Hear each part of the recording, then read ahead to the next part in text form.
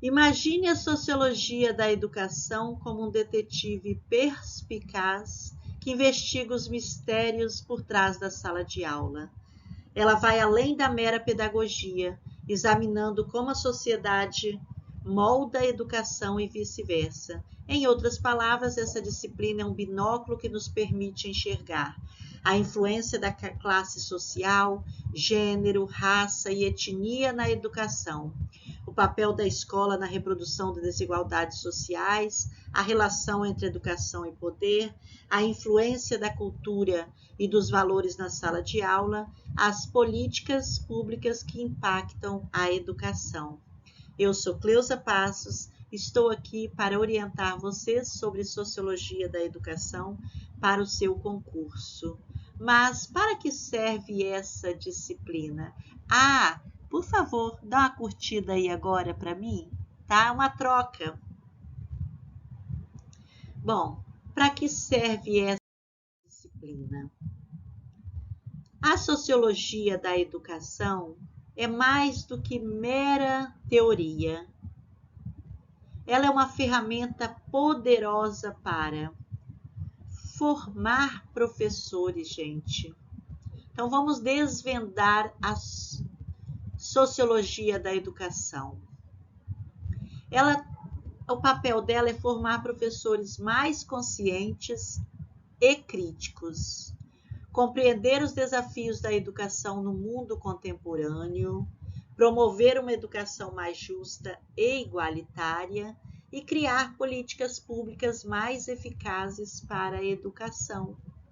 Então, gente, olha bem que ferramenta poderosa nós temos. Mas quais são os seus principais temas e autores? Então, gente, na reprodução cultural nós temos a reprodução cultural e educação, depois nós temos a desigualdade social e educação, cultura e educação e sociologia da educação e políticas públicas. Esses 4 são os principais temas. Nós falamos as 4 funções, agora nós estamos falando nos 4 temas. E aí a gente aparece com Paulo Freire, Pierre Bourdieu e Jean-Claude Passeron, e eles vão falar o quê? Que a escola tende a reproduzir a cultura e os valores da classe dominante. Quer dizer, quem falou isso foi Pierre Bourdieu e Jean-Claude Passeron. Então, esses dois falam que a escola tende a reproduzir a cultura e os valores da classe dominante. Já o Paulo Freire diz que propôs uma pedagogia libertadora que busca emancipar os alunos e construir uma sociedade mais justa. Aí, gente, diante disso veio quem? Veio Anísio Teixeira, que é um dos pioneiros da educação brasileira, é o Anísio Teixeira, que defendia uma educação pública de qualidade para todos. E aí vem Bourdieu. Por que eu estou falando assim, gente? Porque eu tenho que falar como eu estou lendo em português, porque lá na hora da prova você tem que lembrar que é o Bourdieu, como eu estou lendo esse nome em português, para você não se confundir na hora da prova, porque nós temos muitos nomes parecidos, principalmente quando tem um sotaque, né?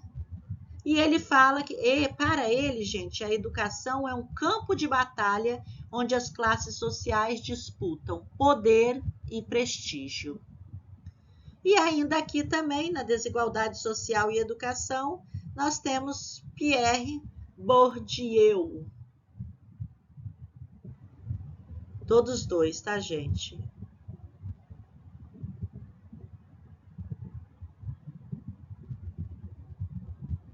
Depois nós temos na cultura e educação, nós temos a Angela Davis, vamos falar Angela Davis, para você lembrar o nome dela na prova.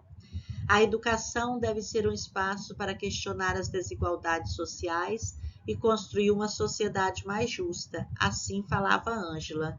E o Henry Giroux: a pedagogia crítica busca transformar a sociedade através da educação.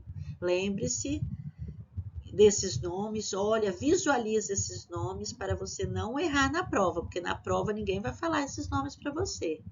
Você vai ler. E na sociologia da educação e políticas públicas, nós temos o Michael Apple, Michael Apple, que disse que a educação é um instrumento de poder e controle social, enquanto Francisco de Oliveira falou que as políticas públicas educacionais são moldadas pelas relações de poder na sociedade. Então, bom, gente, qual a conclusão que nós chegamos com esses autores aí? Que a sociologia da educação é um campo de estudo fascinante que nos ajuda a entender os mecanismos por trás da sala de aula e construir um futuro melhor para a educação. Para aprofundar esses conhecimentos, explore os livros e artigos dos autores mencionados, além de buscar por materiais online como vídeos e podcasts até, né, gente? Então, vamos continuando. A educação e a desigualdade social. Então, vamos desvendar os laços complexos que nós temos. A relação entre a educação e a desigualdade social é complexa, gente, e multifacetada. A escola, como instituição social, não é imune às disparidades socioeconômicas que permeiam a sociedade. Então, a escola como reprodutora de desigualdades. Então, nós temos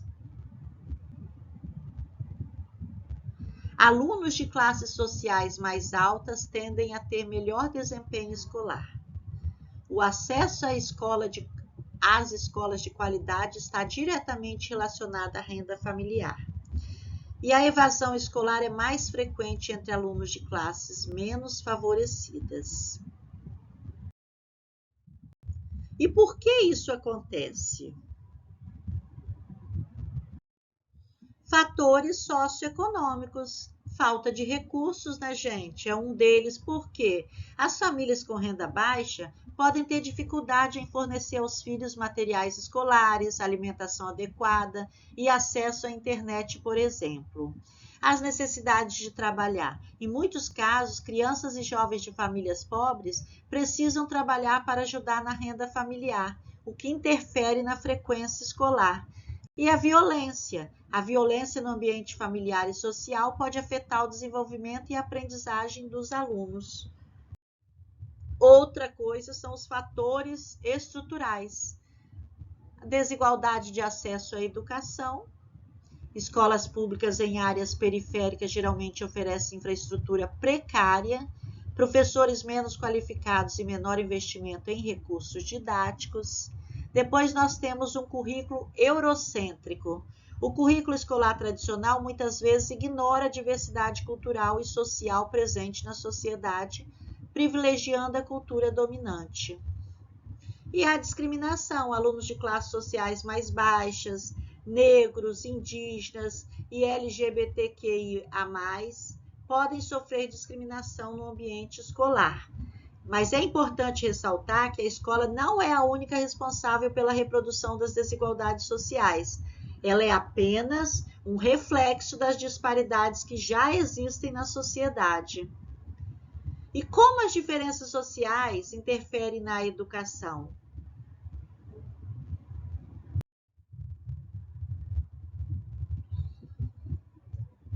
Bom, as diferenças sociais interferem na educação de diversas maneiras, gente.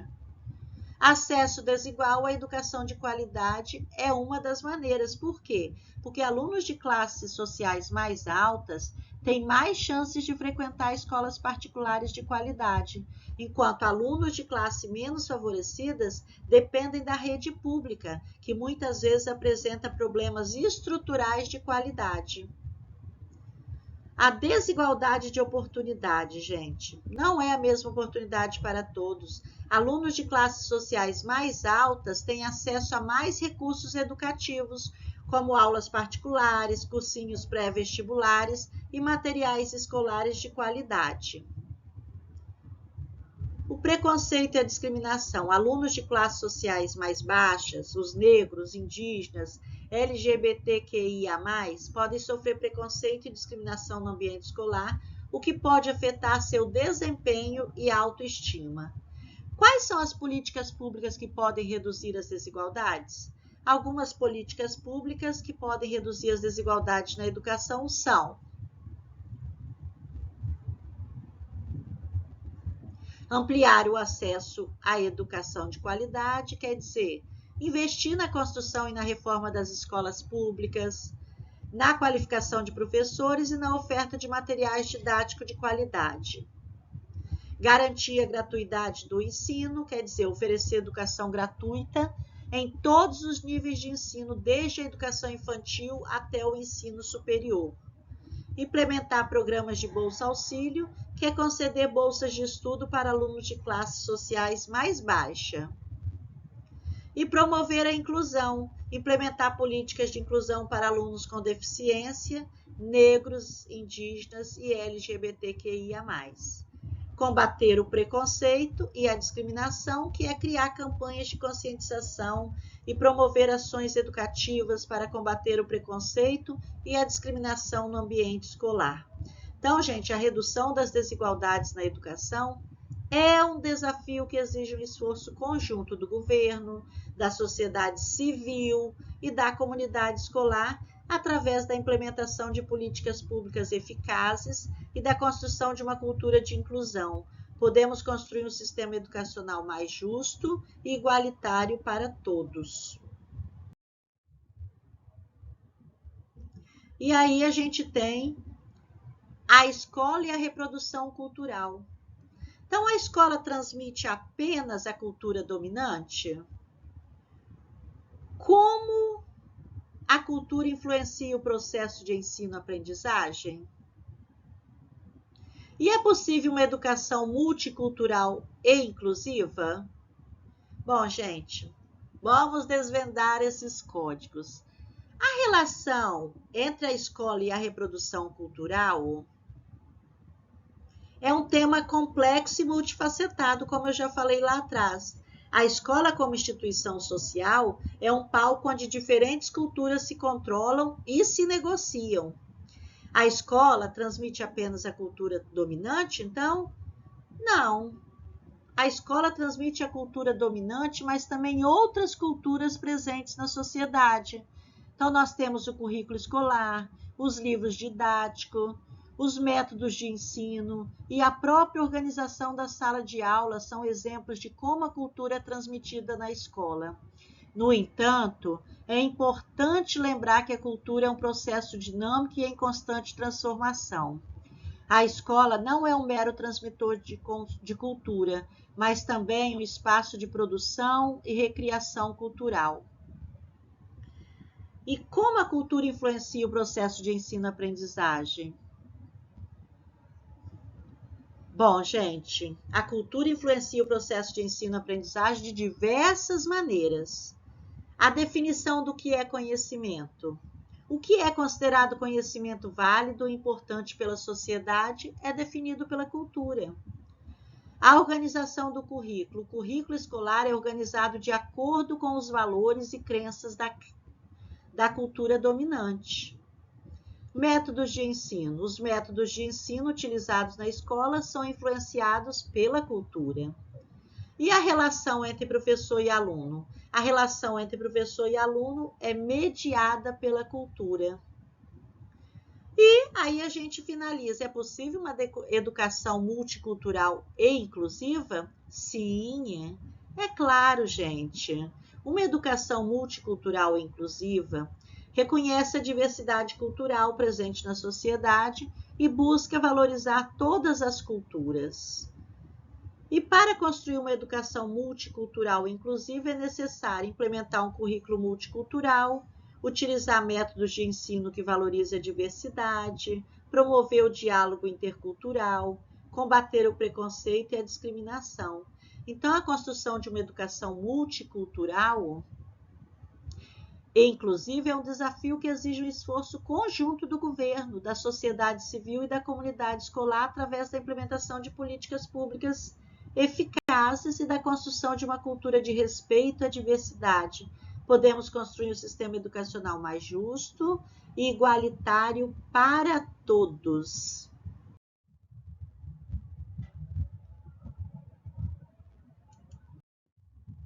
Quais são as dicas matadoras para gabaritar a sociologia da educação? Bom, primeiro você tem que montar um plano de estudos infalível.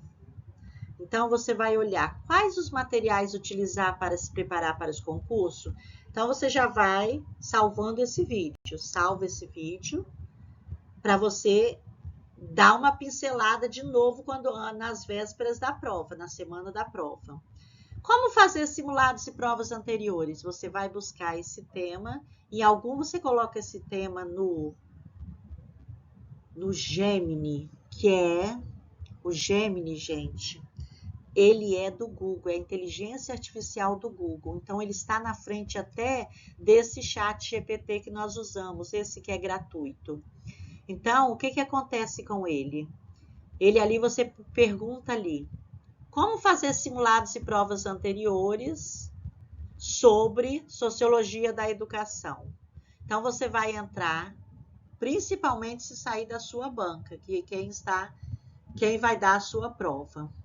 Então, você vai fazer o quê? Você vai pegar aqueles simulados, as provas anteriores, e vai responder essas questões de sociologia da educação, ver como que está, senão você tem que voltar tudo de novo para entender. E como evitar as pegadinhas mais comuns nas provas? Bom, as provas têm as pegadinhas, mas o que é mais... A porcentagem maior de acerto você vai ter se a primeira dica é eliminar a primeira resposta que você achar que não tem nada a ver. Olha palavra por palavra. Uma coisa também que você tem que entender. Dentro de sociologia da educação, tem palavras muito repetitivas. Essas palavras repetitivas vão cair sempre nas provas. Então, coloque essas palavras no seu caderninho de anotações. Faça nuvens com elas e bota numa folhinha e deixa elas sempre ali no lugar visível para você ver. Que aí você vai ver que todos os slides que eu falei essas palavras. Todos os slides, não, todo vídeo, todo título que eu repetiram essas palavras. Tá bom? Então, vá sempre fazendo assim. E agora, para você entender um pouquinho mais sobre... Com a sociologia da educação como aliada, você estará mais perto de conquistar a sua vaga dos sonhos. Acredite no seu potencial e boa sorte! Chegamos ao final deste vídeo e aqui ao lado você vai ver as minhas redes sociais, né, o meu site.